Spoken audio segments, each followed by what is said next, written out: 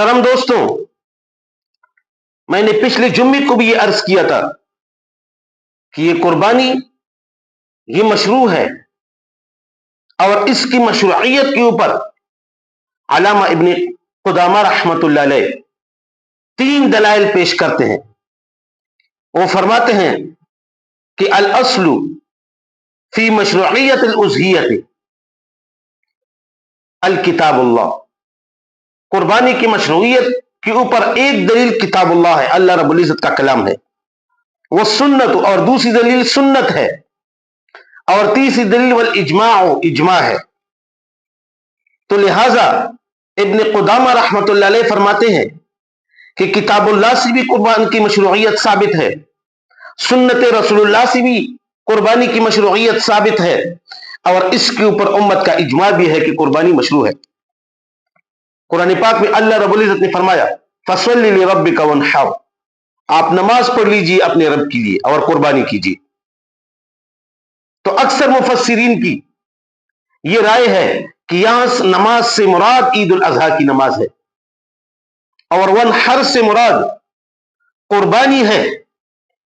حضرت عبداللہ ابن عباس رضی اللہ تعالی عنہما اور حضرت اکرمہ اور حضرت قتادہ رضی اللہ تعالی عنہم، ان تمام حضرات کا یہی قول ہے کہ اس سے نماز سے مراد عید الاضحیٰ ہے، اور قربانی سے مراد نحر سے مراد قربانی ہے۔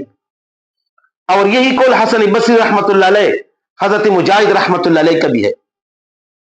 تو لہذا قربانی کی مشروعیت کے اوپر ایک دلیل وہ اللہ رب العزت کا کلام ہے، اور دوسری دلیل رسول اللہ صلی اللہ علیہ وآلہ وسلم کی بہت ساری احادیث سے قربانی کی مشروعیت ثابت ہے۔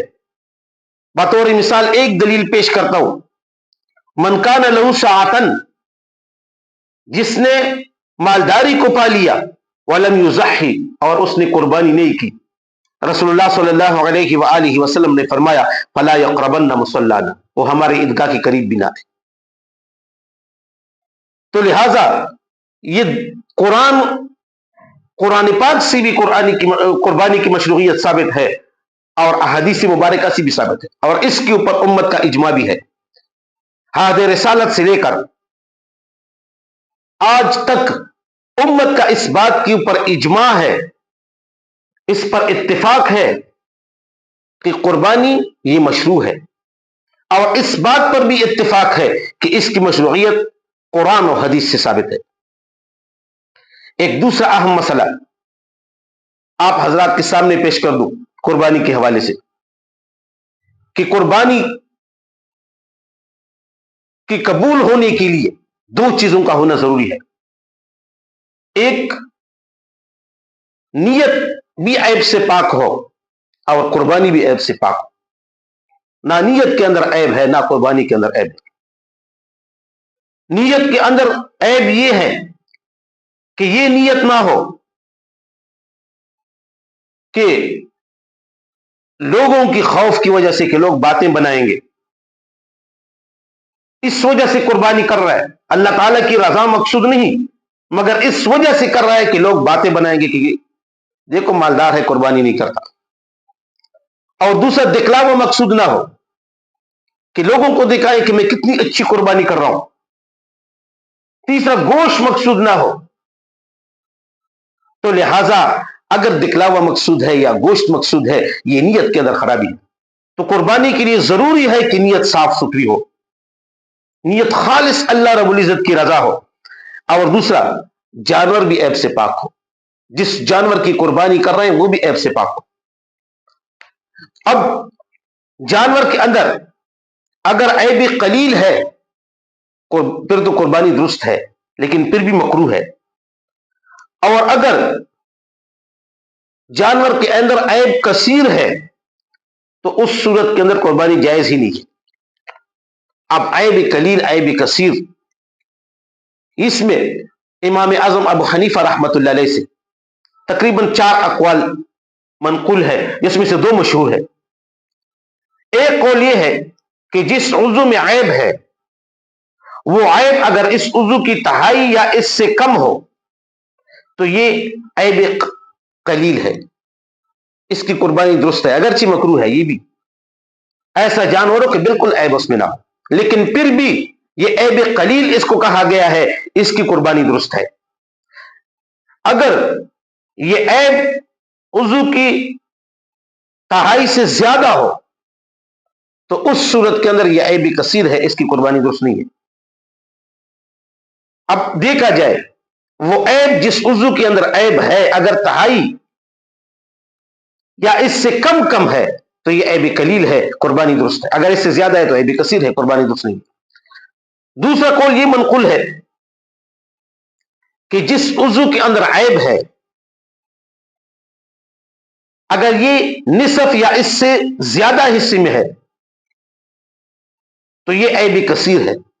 एक उजू है, एक अंदाम है, एक हिस्सा है, उसके अंदर ऐब है और ये ऐब निसफ है या निसफ से ज्यादा है तो ये ऐब कसीर है, इसकी कुर्बानी दुरुस्त नहीं है।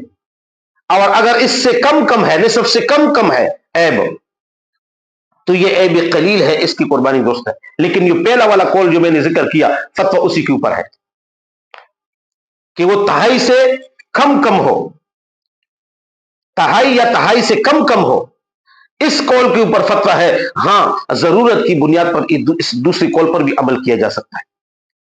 और तीसरी बात वो ये अर्ज करता चलूं कि कुर्बानी की जानवरों की उम्रें कितनी होनी चाहिए। अक्सर साथी पूछते हैं तो बकरा वगैरह, बकरी बकरा वगैरह ये 1 साल का होना चाहिए, अगर इससे कम है तो कुर्बानी दुरुस्त नहीं है। गाय भैंस वगैरह ये कम से कम 2 साल की होनी चाहिए, अगर 2 साल से कम है तो कुर्बानी दुरुस्त नहीं है। ऊंट 5 साल का होना चाहिए, अगर इससे कम है तो इसकी कुर्बानी दुरुस्त नहीं है। और एक बहुत ही अहम मसला जो अभी भी साथी ने पिछले पूछा वो ये है कि कुर्बानी की गोश्त की तकसीम है तो अटकल से इसको तकसीम किया जाता है। बस इसकी जो है ना वो बना दी जाती है, हिस्से बना दिए जाते हैं, अटकल से उसको तकसीम कर दिया जाता है। और बाज़ इलाकों में तो ये होता है कि सिरे पाई किसी एक को दे दिए, सर दूसरे को दे दिया, कहते हैं ये इसको दे दो, ये इसको दे दो, और जो है ना बाकी गोश्त को तकसीम करते हैं। तो ये तरीका दुरुस्त नहीं है, ये तरीका दुरुस्त नहीं है। तो लिहाजा पूरे के पूरे जानवर के तमाम अज्जा उनके गोश्त बनाए जाए, उसके हिस्से बनाए जाए और फिर उसको तोल दिया जाए, तोल कर जो है ना हर किसी को अपना अपना हिस्सा दिया जाए। बात कहते हैं कि वो तो हमने अपनी खुशी के साथ, रजामंदी के साथ फलाने को जो है ना वो ये चीज दे दी, कलीजी दे दी या पाई दे दी, ठीक है। लेकिन बाज हजरात वो इसलिए खामोश रह जाते हैं शर्म की वजह से, शर्म की वजह से वो खामोश रह जाता है, हालांकि उनका दिल नहीं होता। तो उस सूरत के अंदर फिर ये कुर्बानी दुरुस्त नहीं है। तो लिहाजा इन चीजों का ख्याल